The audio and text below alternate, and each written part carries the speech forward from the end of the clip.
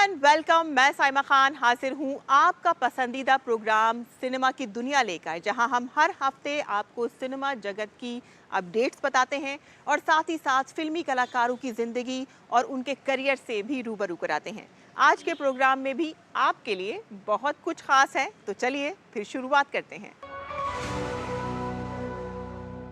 इस दिवाली दो बड़ी फिल्में रिलीज हुई, सिंघम अगेन और भूल भुलैया 3, जिनका दर्शक बहुत ही बेसब्री से इंतजार कर रहे थे।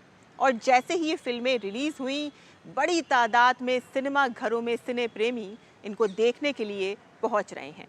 ये दोनों ही फिल्में मल्टी स्टारर फिल्में हैं और ओपनिंग डे से ही ये दोनों ही फिल्में जबरदस्त कमाई कर रही हैं। अगर आप एक्शन फिल्में देखने के शौकीन हैं तो आप सिंघम अगेन देख सकते हैं, लेकिन अगर आपको हॉरर कॉमेडी फिल्म देखनी है तो आप भूल भुलैया 3 की तरफ जा सकते हैं। और भूल भुलैया 3 एक हॉरर कॉमेडी के साथ साथ थोड़ी सी सस्पेंस वाली फिल्म भी है, क्योंकि इसमें मंजुलिका के किरदार में विद्या बालन और माधुरी दीक्षित दो आपको नजर आएंगी। यानी कि मंजुलिका कौन है, ये भी सस्पेंस है, और आखिर में क्लाइमेक्स क्या है, ये तो आपके लिए सरप्राइज है और इसको देखने के लिए आपको फिल्म देखनी पड़ेगी। लेकिन हमने इस फिल्म के डायरेक्टर अनीस बज़्मी से खास बातचीत की है, आइए आपको दिखाते हैं।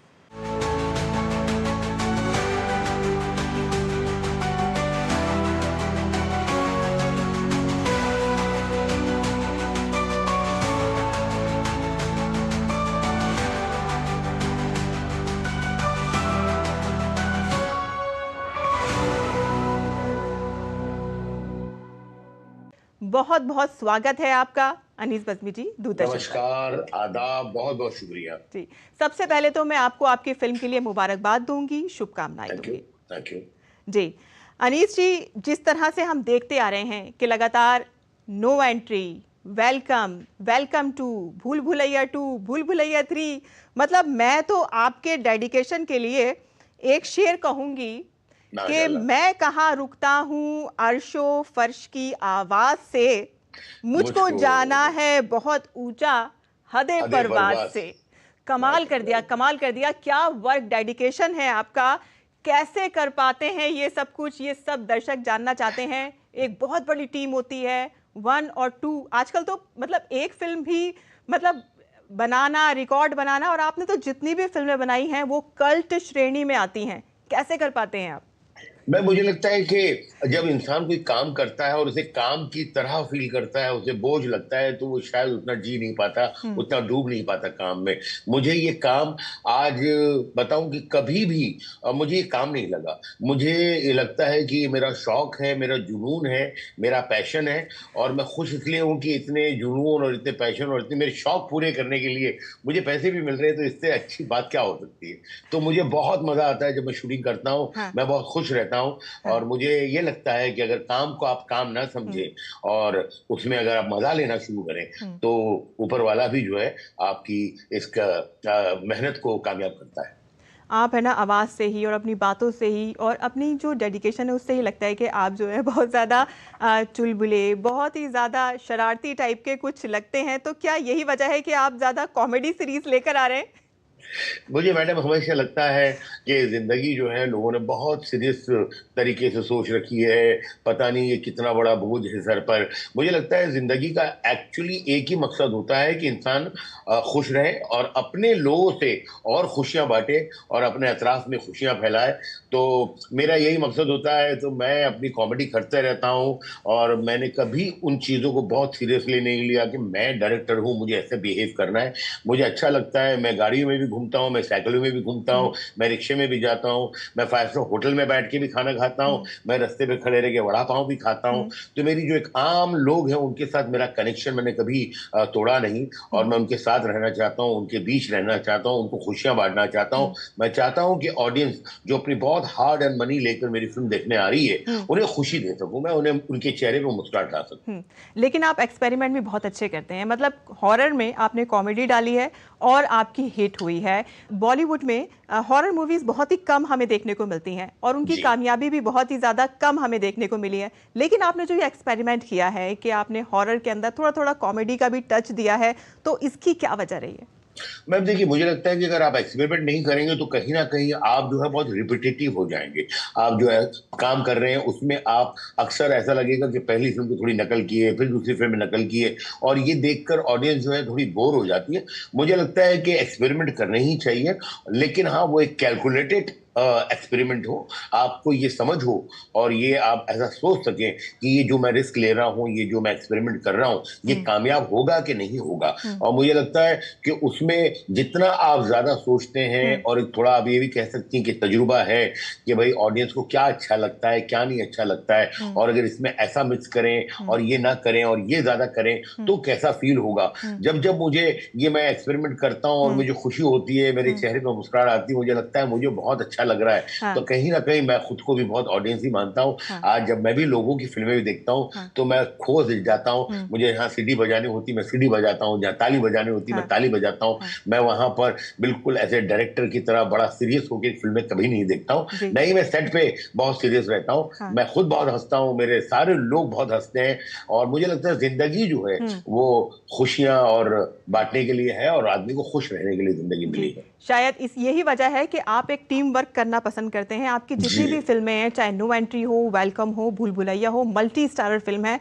बहुत मुश्किल होता है एक मल्टी स्टारर फ़िल्म बनाना, क्योंकि अलग-अलग एक्टर्स होते हैं और आपने जिन एक्टर्स के साथ काम किया है, वो बहुत ही बड़े एक्टर हैं। बड़े चाहे बड़े सलमान एक्टर्स हैं। खान हों, अनिल कपूर हों, अक्षय कुमार हों, नाना पाटेकर हैं और बाकी जितने भी हैं, हम नाम लेने क्या लें, मतलब सभी बड़े एक्टर्स हैं। बहुत किस तरह से आप अरेंज कर पाते हैं इनको, ये थोड़ी-सी बहुत मुश्किल बात है।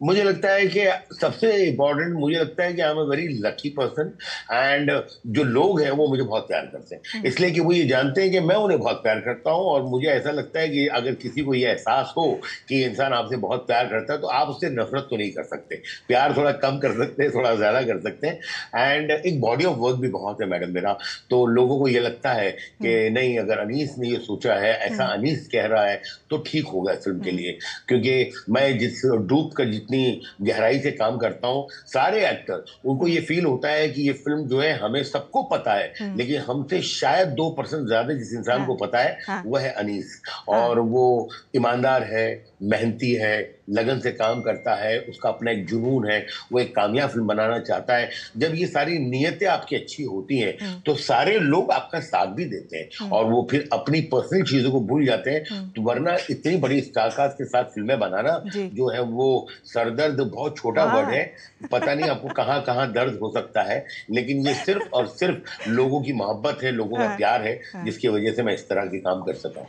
जो एक्टर हैं, किरदार हैं, उनको आपकी स्टोरी पे और आपके वर्क के ऊपर बहुत ज़्यादा भरोसा होता है। शायद यही जी। वजह है कि जब भूल भुलैया 3 का ट्रेलर रिलीज़ हुआ और हमने मंजुली का जो किरदार है आपकी फ़िल्म का, उसमें जैसे ही हमने देखा उसमें माधुरी दीक्षित और विद्या बालन एक साथ नज़र आई, तो वाक़ई में ये लोग एकदम चौंक गए कि ये क्या हो रहा है? मतलब एक ही मंजुलिका जो थी उसी से लोग इतने खौफ़ज़दा थे और अब जो 2-2 आ गई हैं। थोड़ा-सा इसके बारे में बताएँ कि आपने ये कैसे सोचा? नहीं, मैं तो एकदम पब्लिक बन के फिल्म लिखता हूँ, सोचता हूँ, तो एज ए पब्लिक मुझे ऑडियंस फील हुआ कि अगर किसी फिल्म में विद्या जी और माधुरी जी दोनों होंगी तो क्या मैं देखना चाहूंगा। तो मेरा जवाब अपने आप से था कि हाँ भाई, मैं बिल्कुल पहले दिन पहला शो देखना चाहूंगा। तो I was very excited, hmm, and luckily जब दोनों को हमने कहानियां सुनाई, उनको कहानियां अच्छी लगी, उनके किरदार अच्छे लगे, कैरेक्टर्स अच्छे लगे, और बहुत खुशी खुशी उन्होंने हाँ कहा। एंड उससे ज्यादा खुशी हम सबको हुई, हुँ, इसलिए कि हमने यही सोचा था। हम सारे लोग उनके बहुत बड़े फैन हैं, बहुत अच्छी एक्ट्रेसेस हैं वो। और मुझे लगता है इस फिल्म के लिए जो सबसे अच्छी बात हुई हुँ, है वो ये हुई है कि विद्या जी एंड माधुरी जी दोनों इस फिल्म के अंदर जुड़ी, हाँ, और दोनों ने इतना अच्छा काम किया है हाँ, कि लोगों को लगेगा कि वाकई यार ये कमाल इन लोगों ने काम किया है। और मैं तो हाँ, बहुत ही, वो पूरा माहौल ही इतना खुशगवार था जब शूटिंग चल रही थी, जी, चाहे वो सीन हो चाहे हुँ, गाने हो, हुँ, तो सारे ही सेट पे उनके फैन थे। तो मुझे तो बड़ा डर लगा रहता था कि जो बाकी लोग काम कर रहे हैं वो काम भी कर रहे हैं या सिर्फ शूटिंग देख रहे हैं। तो ये माहौल में हाँ, शूटिंग की, और मेरे लिए हाँ, मॉनिटर पे बैठ के कट कहना बहुत मुश्किल काम था, हाँ, इसलिए कि इतना अच्छा परफॉर्म कर रही थी हाँ, ये। ऐसा जादू सा था कि मैं कट करना भूल जाता था। हाँ, मेरे असिस्टेंट मेरे धीरे धीरे ऐसे कंधे में हाथ रखते थे कि सर हो गया शॉट, एंड फिर मैं मुश्किल से बोलता था कट। मेरा जी, दिल चाह रहा था मैं देखता रहूं उन्हें। हाँ, यही ना जो आपने जो ये सॉन्ग है अमीजे तोमार, आमी ये जो तुम्हारी। आपने दोबारा से कंटिन्यू किया है, कितना ज़्यादा फेमस हुआ था और इसमें जो आपने एक नया एक्सपेरिमेंट किया है, यानी कि आपने जो माधुरी दीक्षित और विद्या बालन से इसमें जो कोरियोग्राफी एक साथ जो आपने कराया है, ये भी बहुत ही ज्यादा शानदार है। ये आपने कैसे सोचा? मैंने सोचा कि अगर माधुरी जी हैं और अगर वो डांस नहीं करती हैं तो एज ए ऑडियंस मुझे बहुत दुख होगा। मैं देखना चाहता हूँ, वो इतनी खूबसूरत डांसर हैं, मतलब वो तो जो कुछ मूवमेंट करते हैं, छोटी सी मूवमेंट करते हैं, वो अदाएं हैं। तो हम तो बहुत फैन रहे हैं उनकी, पता नहीं न जाने कितनी फिल्में हमने देखी है। हाँ। और विद्या जी इतनी जबरदस्त एक्ट्रेस हैं और इतना अच्छा उन्होंने डांस के साथ उनके साथ कंपटीशन किया है हम्म। और खड़ी रही है। हम्म। तो वो जब गाना आप देखेंगे हम्म। तो वो एक दोनों के बीच का मुकाबला है और वो हम्म। मुकाबला नजर आता है। हम्म। तो इसकी तैयारियां बहुत की कि भाई किस तरह शूट किया जाएगा, किस तरह का सेट लगाया जाएगा। तो वो सेट जो है, चूंकि ये गाना कर रहे थे, बहुत बड़ा हमने सेट लगाया था। हम्म। और मुझे तो लगता है कि उस गाने के अवज में वहां पे कुछ और भी सीन्स थे, वो भी बड़े हो गए, बहुत अच्छे हो गए। वरना अगर ये गाना नहीं होता तो शायद हम लोग इतना बड़े सेट नहीं लगाते जिसमें हमारे और चंद सीन थे। तो मैं तो विद्या जी और माधुरी जी को कहता हूँ कि थैंक यू, आपकी वजह से मेरे कुछ सीन्स भी बहुत अच्छे हो गए हाँ। आपके गाने की वजह से। बहुत अच्छा गाना किया है हमारे हाँ। चिनी प्रकाश ने, बहुत अच्छा कोरियोग्राफ किया है। हाँ। और ये एक कथक भी है और एक दूसरा पैटर्न फॉर्म भी है, हम्म। भरतनाट्यम और कथक का बड़ा जी जी अलग जी। मिलाप है। हाँ। और मुझे लगता है फिल्म में जब लोग देखेंगे तो वो बहुत लोगों को अच्छा लगेगा। बस मैं ये कहना चाहूंगा कि इंटरवल में थोड़े समोसे और पॉपकॉर्न जल्दी लेकर आए, क्योंकि हाँ। इंटरवल के इमीडिएटली बाद ये गाना शुरू होगा। एंड हाँ। Please don't miss this song. हाँ। अच्छा सर, ये बताइए कि है ना, जो जैसे अभी स्त्री 2 थी जो बहुत जी ज़्यादा फेमस हुई, तो लोग इस बिल्कुल। तरह की फिल्मों को देख रहे हैं, यानी कि वो हॉरर में भी थोड़ी सी कॉमेडी पसंद कर रहे हैं, और जी कॉमेडी करना तो बहुत ज़्यादा मुश्किल होता है।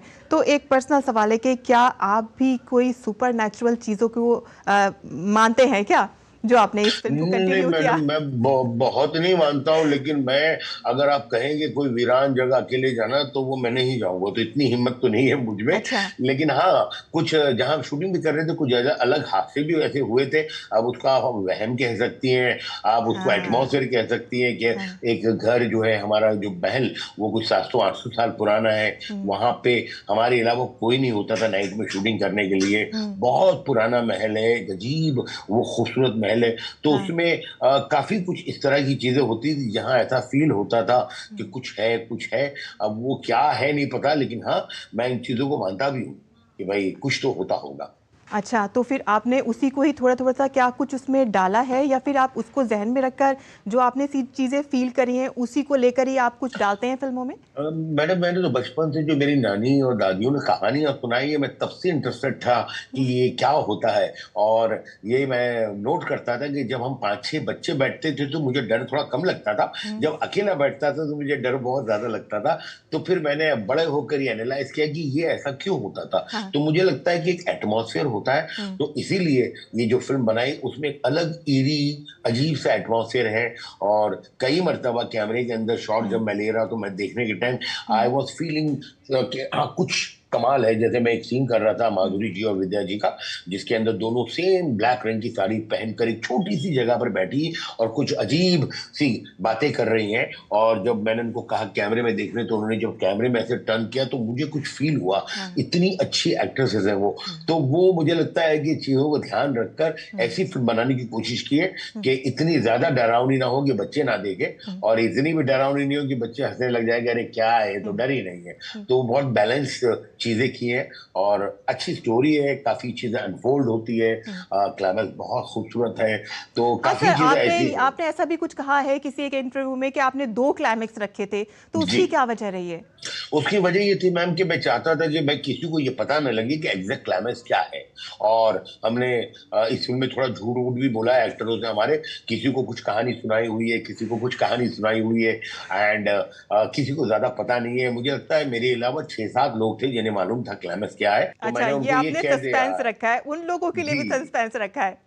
और मैं चाहूंगा कि जो ऑडियंस फिल्म देखे जी। वो भी सस्पेंस रखे अपने हाँ। घर वालों के लिए, अपने दोस्तों से, हाँ। उनका स्पॉइल ना करें मजा। हाँ। वो जब आके फिल्म उस तरह देखेंगे तो हुँ। उनको अलग ही मजा आने वाला है। हुँ। तो अच्छा मेहनत की है मैम। हाँ। एंड ये उम्मीद है हाँ। कि इस मेहनत का हमें फल मिले, लोगों को मोहब्बत मिले, लोगों को प्यार मिले, लोग हाँ। हंसे एंड ये फिल्म को कामयाब करें, हाँ। ताकि हम शायद चौथी भी बनाए फिर। हाँ, अनीस साहब, है ना, हर किसी डायरेक्टर की या एक्टर की ये ख्वाहिश होती है कि भाई त्योहार के मौके पर फिल्म फिल्म आए, क्योंकि ज़्यादा छुट्टियां होती हैं, लोग आते हैं देखने के लिए। लेकिन फिर ये भी बात होती है, 2-3 फिल्में आती हैं, आपस में मुकाबला होता है, लोग चर्चा करते हैं कि भाई इसका बॉक्स ऑफिस कलेक्शन इतना रहा, इसको इतना देखने रहा। तो कितना प्रेशर होता है डायरेक्टर के ऊपर इसका? अब मैम है, प्रेशर होता है, लेकिन मैंने तो जितनी भी फिल्में लगाई हैं कभी कोई ऐसा त्योहार की फिल्म पे लगी नहीं है और मेरी फिल्में कामयाब भी हुई है।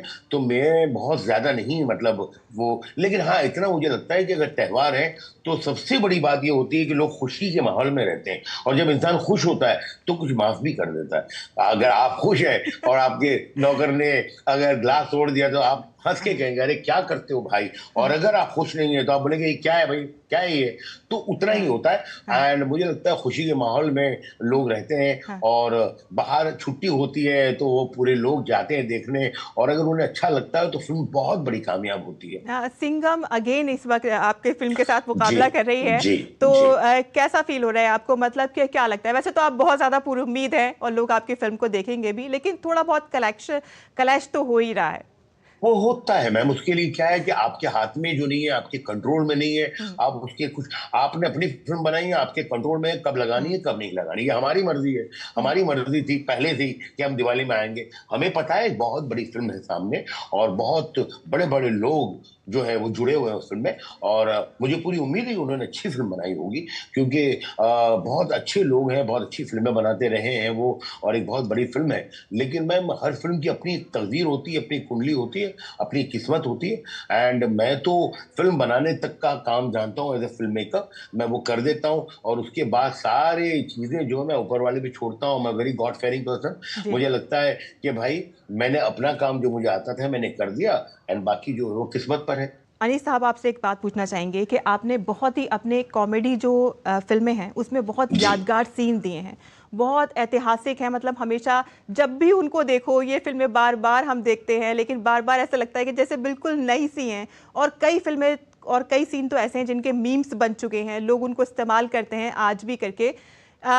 ये कला जो है आपको कहाँ से आई है और इसके पीछे की क्या कहानी है? क्या फिल्म इंडस्ट्री में कोई ऐसा कॉमेडी डायरेक्टर, राइटर, क्या आप उसको देखते थे, या किसको श्रेय देना चाहेंगे आप इसका? मैं, मुझे लगता है कि इसके पीछे बहुत रियाज है। अगर आप अच्छा गाना गा रहे हैं तो ऐसा नहीं हो सकता कि एक दिन सुबह उठ के आप तानपुरा लेकर गाना शुरू कर दें। आपको रियाज करना पड़ता है। हम्म, आपको एक ये समझ लीजिए पूजा इबादत कहिए, इस तरह मेरे लिए फिल्में हैं। मैंने बचपन से बहुत फिल्में देखी है, कोई टीचर तो था नहीं मेरा, मैंने अपने आप को ही टीचर बनाया। मैं बहुत एनालाइज करता था कि इस फिल्म में अगर मुझे आंसू आ रहे हैं इस सीन पर तो वो आंसू क्यों आए हैं, ये हंसी आ रही है तो क्यों आ रही है।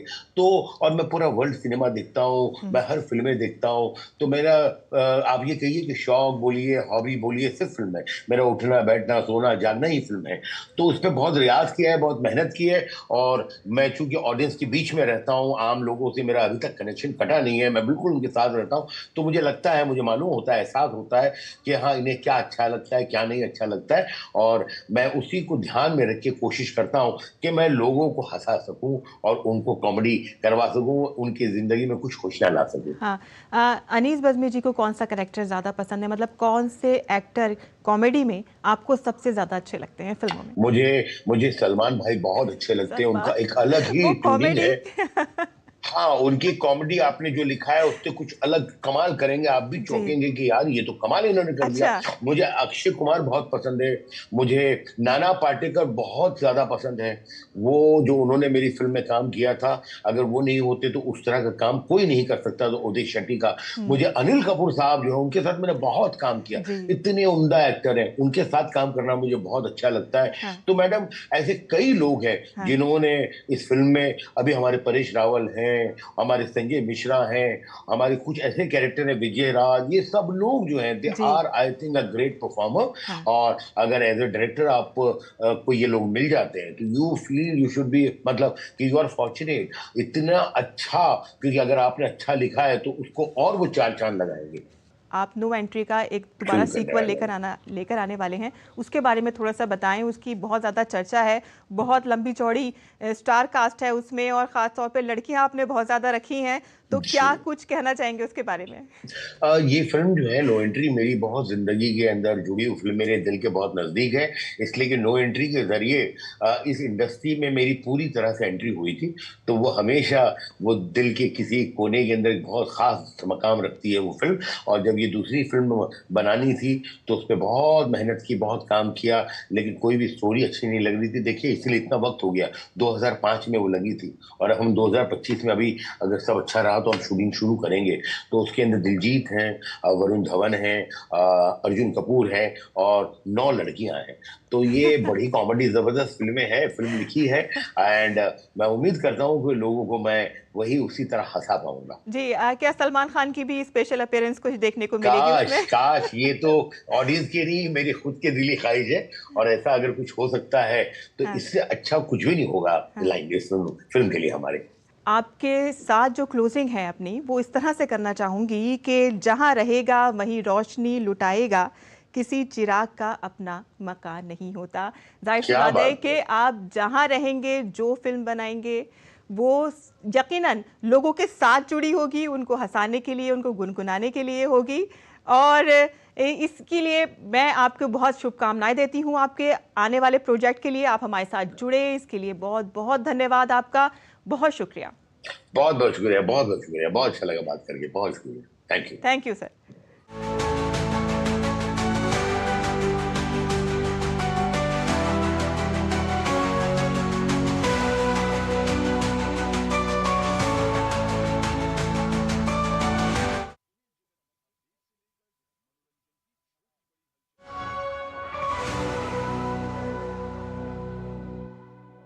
अब कुछ ही दिनों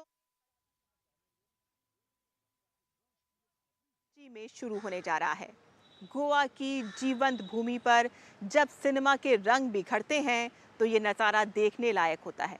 दुनिया भर के कहानीकार यहाँ पर अपनी कला का प्रदर्शन करने के लिए आते हैं। वहीं इस महोत्सव से पहले एनएफडीसी ने फिल्म बाजार के 18वें संस्करण के लिए 6 फिल्मों की घोषणा की है। कौन कौन सी वो फिल्में हैं, आइए आपको बताते हैं।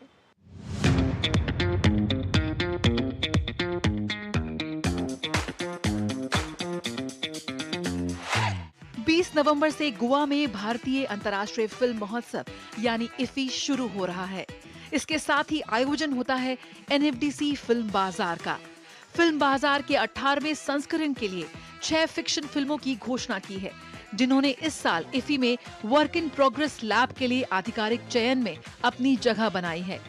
इन चयनित फिल्मों में शामिल हैं त्रिवेणी राय द्वारा नेपाली फिल्म शेप ऑफ मोमोज, शक्तिधर बीर की बंगाली फिल्म गांग शालिक, मोहन कुमार वलासला द्वारा तेलुगु फिल्म येरा मंदारम, रिदम जानवे की कड्डी नेपाली फिल्म काटी री राटी, सिद्धार्थ बाड़ी की मराठी फिल्म उमल और विवेक कुमार द्वारा निर्देशित हिंदी फिल्म the good the bad the hungry. इन 6 फिल्मों में से 5 युवा और उभरते फिल्म निर्माताओं की पहली फिल्में हैं। ये फिल्में न केवल विविध कथानायकों का खजाना दिखाती हैं, बल्कि सांस्कृतिक दृष्टिकोणों की एक समृद्ध परिप्रेक्ष्य को भी दर्शाती हैं। भारतीय अंतर्राष्ट्रीय फिल्म महोत्सव का 55वां संस्करण युवा फिल्म निर्माताओं पर अपना ध्यान केंद्रित कर उनकी अभिनव कहानी कहने और नए दृष्टिकोण को उजागर करने पर ध्यान केंद्रित कर रहा है। वर्क इन प्रोग्रेस लैब नाटकीय रिलीज के उद्देश्य से फिक्शन फीचर्स के लिए समर्पित है, जिसमें प्रत्येक वर्ष अधिकतम 6 फिल्मों का चयन किया जाता है। 2008 में अपनी स्थापना के बाद से वर्क इन प्रोग्रेस लैब ने उन फिल्मों को आकार देने में महत्वपूर्ण भूमिका निभाई है, जिनका प्रीमियर प्रतिष्ठित अंतर्राष्ट्रीय फिल्म समारोह में हुआ है, जो आलोचकों की प्रशंसा प्राप्त कर रहे हैं। फिल्म बाजार दक्षिण एशियाई फिल्मों को अंतर्राष्ट्रीय और राष्ट्रीय बाजार में बढ़ावा देता है। Bureau report, DD news. Cinema की दुनिया के आज के एपिसोड में बस इतना ही। अगले हफ्ते हम फिर हाजिर होंगे सिनेमा जगत की कुछ और अपडेट लेकर। तब तक के लिए हमें इजाजत दीजिए। Bye bye, take care and नमस्कार।